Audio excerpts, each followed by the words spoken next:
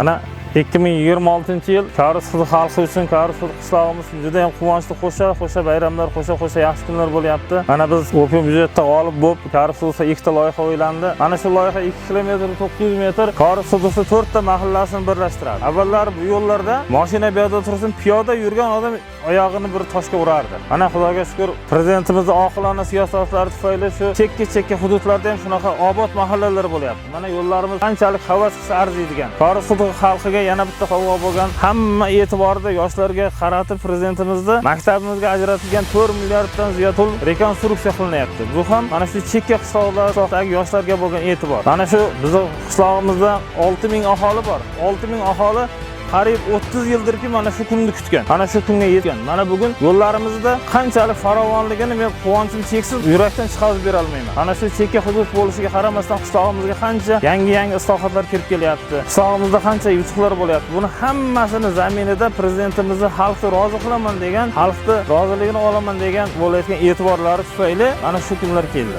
Bu o'zgarishlar uchun, bu yutuqlar uchun, bu qishlog'imizdagi shunaqa chiroyli farovon hayot uchun biz yurtboshimizga minnatdorchilik bildiramiz.